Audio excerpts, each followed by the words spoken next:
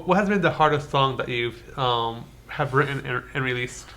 Probably Hey What's Up. It had a lot that went into it. It was not only difficult because it's like really vulnerable, it was difficult just because it took a long time. Like I wrote it a long time ago. I actually wrote it, part of it, on an Instagram live. Just with my fans, like, you know, just kind of hanging out, messing around, making music. But yeah, it was difficult, like I said, because she had to be super vulnerable in that song, talking about things that at that time when I wrote the song wasn't used to talking about, wasn't used to being open about. And then B, it just took a long time to get done. You know, it was like re-recording vocals over and over again, trying to get the production right, organizing the song in a million different ways. Like we wrote a bunch of different parts of the song and like started like cutting some parts, and like what's the pre-chorus on the song now was actually supposed to be the hook, and then the hook, it was just like a total mess. And we finally kind of pulled it together. And Dylan and my manager really pushed me to finish the song, and so we ended up cutting the song. Cutting it as in like finishing it. That's the term for finishing a song, not like axing it. But we ended up cutting the vocals, cutting the song, and it was really cool to see the results. And not only just like number-wise, like people listening to it, but just like the response from the people was probably the coolest part to see about it for sure.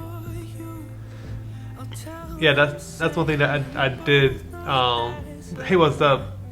It's something that anybody could really relate to at one point or another during the song. Yeah, it's like it's a song that it's like kind of specific to certain things and certain like feelings, but it's also really broad at the same time. So I think a lot of people, pretty much anyone, can kind of grab on to that and apply it to kind of what they're going through and what they've been feeling. So I think that's something that's kind of special about the song, because I think more specifically into the verses when it's talking about these conversations you have with people, while it's kind of about a specific idea and a specific conversation, but just the idea of how we communicate with each other nowadays and how it's just like so fake and we're suppressing feelings and thoughts and emotions. I think that part 100% people can apply it to whatever they're feeling, not just what it's talking about in the song specifically.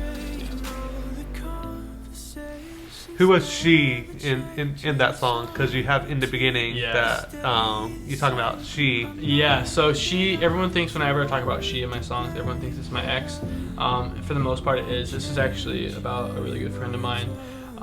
And just like, it was true, it is true to us sort of, and it isn't. Like I am very open to her. She's like someone I can always talk to.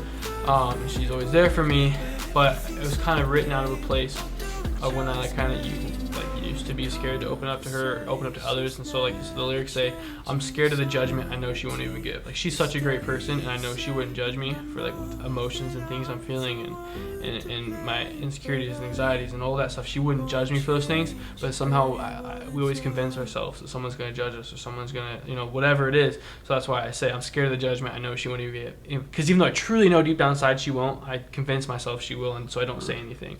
And I think, like I said, it's specific to me and her in that way, but I think people can really apply that to whatever they're feeling and somebody else whoever they're talking to. Yeah. Yeah.